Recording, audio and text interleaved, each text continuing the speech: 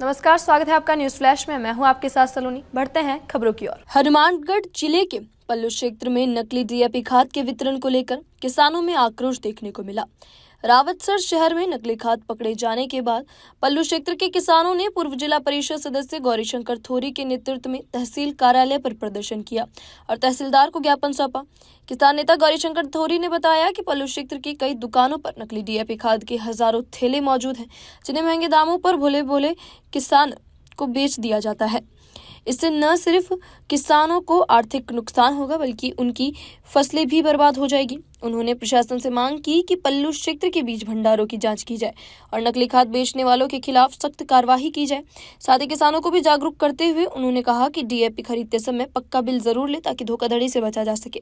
किसानों ने प्रशासन से मांग की कि इस गोरख धंधे में शामिल लोगों पर कड़ी कार्रवाई कर किसानों की मेहनत को बचाया जाए।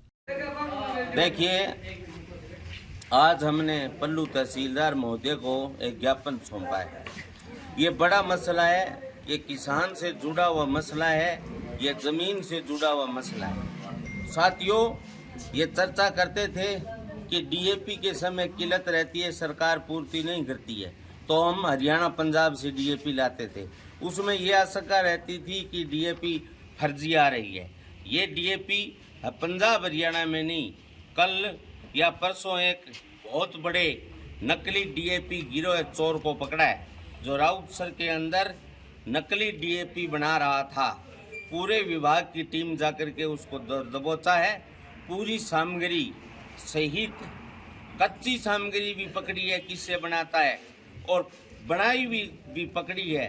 और जो कट्टे जिसमें पैकिंग करता है वो इफको कंपनी है, जो भारत सरकार ये देती है डीएपी, उसके नाम से नकली कट्टे इफको लगा करके और वो बेच रहा है। साथियों, ये बहुत बड़ा किसान के साथ अन्याय है और हमारे पास सूत्रों से जानकारी है कि लगभग 3000 कट्टे पल्लू आ चुके हैं। और साथियों, पल्लू के अंदर एक मातेश्वरी ट्रेडिंग कंपनी है, एक मातेश्वरी बीज भंडार है। उसका वो बिल्कुल नियर और डियर निजी रिश्तेदार बताया जा रहा है जो पकड़ा गया है। वो तो हो सकता है वो डीएपी छुपाने के लिए पल्लू के अंदर भी डीएपी आई है। मेरा तमाम किसान साथियों से कहना है कि साथियों, डीएपी खरीदते वक्त एक तो पूरे ध्यान रखते हुए, डीएपी की जानकारी लेते हुए और पक्का बिल लेने के बगैर एक कट्टा भी डीएपी नहीं खरीदनी है। साथियों, हम जमीन को जब जोतते हैं तो सबसे पहले पानी लगा करके हम उस जमीन में डीएपी बीजते हैं। उसके बाद कोई भी अनाज की हम फसल लेते हैं वो बीजते हैं। साथियों, हमने डीएपी बीजी है, वो तो प्योर पत्थर है। तो आप कहेंगे कि अब मूंगफली अगले सीजन में 6 कुंटल हुई है। यार, मेरे तो ये बीज खराब था। बीज खराब नहीं था, वो डीएपी नहीं थी, वो पत्थर था, इसलिए 6 कुंटल एवरेज आई है। साथियों, किसान के हित के अंदर कार्रवाई होगी तो अच्छा मानेंगे, वरना इस बात को लेकर आंदोलन करना पड़ा तो करेंगे। लेकिन पल्लू क्षेत्र तहसील के तमाम साथियों से कहना चाहता हूँ, किसानों, डीएपी खरीदो तो सावधान रहना। यहाँ नकली डीएपी की खेप आई है बहुत बड़ी, तो इसलिए पक्का बिल जरूर लेना। आप जीएसटी के चक्कर में कोई 1000-1500 रुपए के अंदर अपनी लाखों रुपए की फसल बर्बाद मत कर लेना। तब कहना चाहता हूँ, आप सबका यहाँ आए हैं, सबका बड़ा धन्यवाद है।